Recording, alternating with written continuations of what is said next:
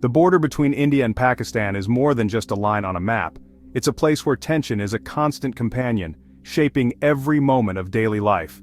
On June 23, 2025, fear hangs thick in the air, settling over the land like the morning fog that refuses to lift. Soldiers from both sides stand guard, their eyes scanning the horizon for any sign of trouble, their hands never far from their weapons. The silence here is heavy, not peaceful. Everyone senses a storm is coming and the air is thick with anticipation. Villagers stay indoors, peering out from behind closed doors and shuttered windows, knowing the quiet could shatter at any moment. This is life on one of the world's most dangerous and heavily militarized borders. The disputed territory of Kashmir remains at the heart of the conflict, a land claimed by both nations and scarred by decades of unrest. Both India and Pakistan claim it, fueling decades of war, unrest, and countless stories of loss and longing. But this time, the tension feels different, more dangerous, more unpredictable, as if something irreversible is about to happen. Soldiers are on high alert, and governments in New Delhi and Islamabad trade angry statements, each blaming the other for the rising tensions.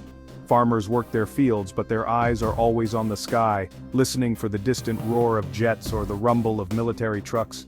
Children stay inside, schools are closed, and markets stand empty, their silence echoing the uncertainty outside. Fear has turned daily life into a waiting game, where every hour stretches with anxiety and hope as a rare visitor. People wait for news, for peace, or for the conflict to explode. Each update could change everything. The tension is almost physical, hanging in the dusty air, pressing down on every conversation and every breath. Every radio report adds to the anxiety, as rumors and facts blur together in the static. Families whisper about escape plans, some already packed to flee at a moment's notice, their futures uncertain. They know how quickly things can change here. Peace can vanish in an instant, replaced by chaos. The border is not just a line, it's the edge between fragile peace and the horror of war, a place where hope and fear collide. And right now that line is blurring, becoming harder to see, harder to trust. The world watches, holding its breath as the fate of millions hangs in the balance. For those living here, every day is a test of endurance, of patience, and of hope. The threat of violence is never far away, echoing in the distance and in every heart. Hope is scarce, but it's all they have, flickering like a candle in the dark, refusing to be extinguished. The border's silence is a warning, something is about to break and everyone is waiting for the first sound. The crisis erupted suddenly, sending shockwaves across the region and drawing the world's attention to South Asia. It all began after a brutal and shocking attack on tourists in Indian-controlled Kashmir, leaving the nation in mourning and outrage. The Indian government quickly pointed fingers at militant groups believed to be operating from Pakistan, and public anger soared to new heights. Demands for a strong response grew louder with each passing hour, pressuring leaders to act decisively and forcefully. In response, India launched a series of military strikes across the border, targeting what it described as terrorist infrastructure deep inside Pakistani territory. The government insisted these were preemptive moves to protect Indian citizens, not direct attacks on the Pakistani military itself. For India, this was a clear message to the world: no more waiting for violence to strike first. The country would now act proactively. Openly crossing the border for military operations was a rare and bold step, one that carried significant risks. The strikes signaled a dramatic shift in policy. India was now willing to take bigger risks to defend its interests and send a warning. In India, many celebrated the government's strong stance, lighting candles and waving flags, while others worried about the possibility of dangerous escalation. The government tried to reassure the public, emphasizing that the strikes were limited in scope and not intended to start a full-scale war. But in such a tense and volatile region, even a small action can have huge, unpredictable consequences. The strikes crossed a line, both literally and symbolically, changing the rules of engagement between the two nations. Now, all eyes turned to Pakistan, as the world waited anxiously for its response to India's bold move. The first move had been made, and the stakes were higher than ever before, with both sides on high alert. The region braced for what would come next, as families prepared for the worst and hoped for peace. The world watched closely, anxious for the next chapter in this unfolding crisis, hoping that cooler heads would prevail. The risk of escalation was real, and the potential for conflict loomed large over the subcontinent. The situation was about to become much more serious, with both militaries on high alert and ready to respond. The countdown to Pakistan's response had begun, and the world could only wait and watch what would happen next. Pakistan's response was swift and fierce, mobilizing its military and government apparatus within hours of the attack. The government condemned India's strikes as blatant aggression, firmly denying that any militant camps had been hit and calling the operation a violation of sovereignty. Officials claimed that civilian areas, not militant hideouts, were targeted, and they vowed that India's actions would not go unanswered, promising a measured but resolute response. Almost immediately, shelling erupted across the tense border, with casualties and injuries reported on both sides, heightening the sense of crisis. Pakistan's defense minister addressed the nation in a televised speech, promising to defend the country at all costs and warning India of a strong and decisive reply. He insisted that Pakistan would target only military sites, not civilians, an attempt to show restraint and maintain the moral high ground in the eyes of the world. But the reality on the ground was clear. Both sides had now used deadly force, and the situation was spiraling out of control. The conflict was escalating rapidly, with massive troop deployments and heavy artillery moving into position, and the risk of a wider war was growing by the hour. Pakistan's vow to hit back was as much for its own people as for India, rallying the nation and uniting citizens in a show of defiance and resilience.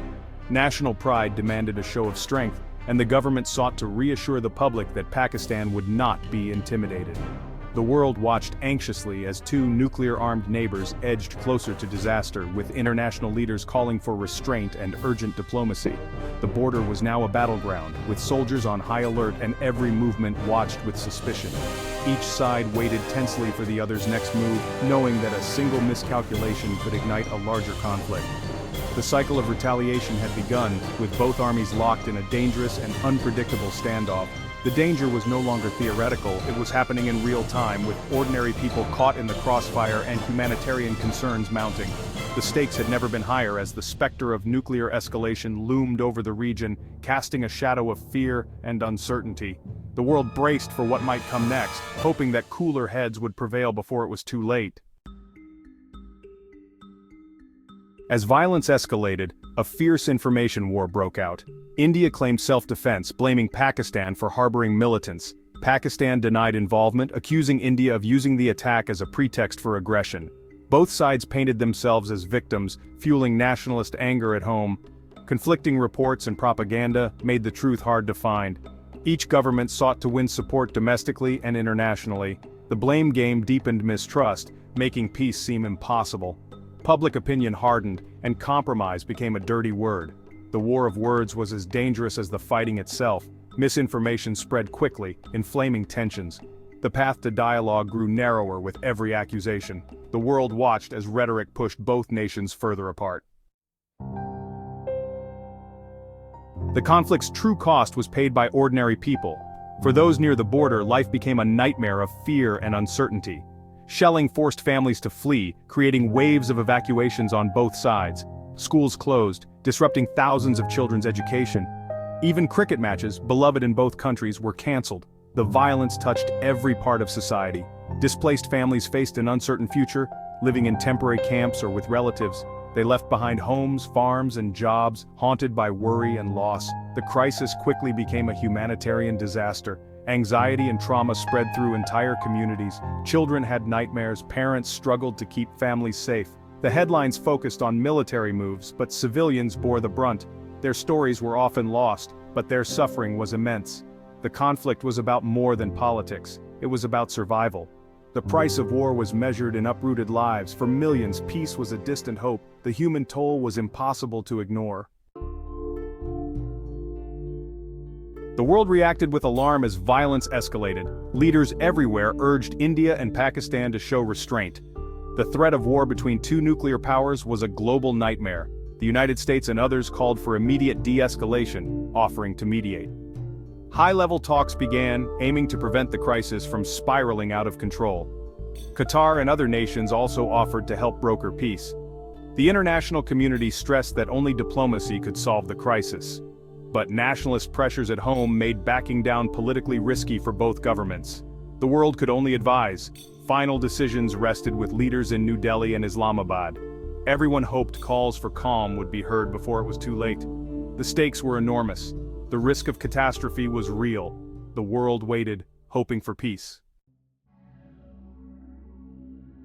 This conflict marked a new era. Drones were everywhere. Both sides used unmanned aerial vehicles for surveillance and attacks. Drones allowed strikes across the border without risking pilots' lives. This lowered the threshold for launching attacks, making escalation more likely. Drone warfare added unpredictability and fear for those on the ground.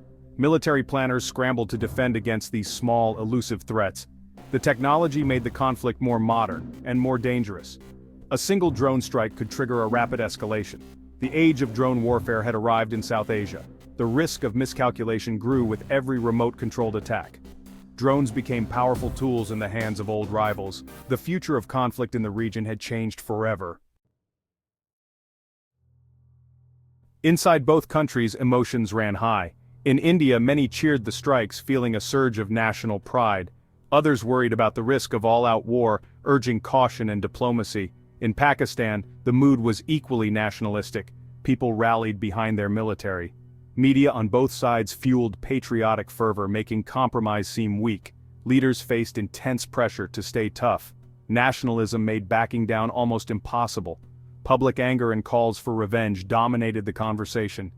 The chance for dialogue shrank as emotions soared. The people's passion pushed leaders closer to conflict. The ground was charged with tension. The risk of escalation grew with every passing day. The world holds its breath as the standoff continues. Both governments issue warnings promising to respond forcefully if attacked again. Yet, neither side wants a full-scale war. Each knows the cost would be catastrophic.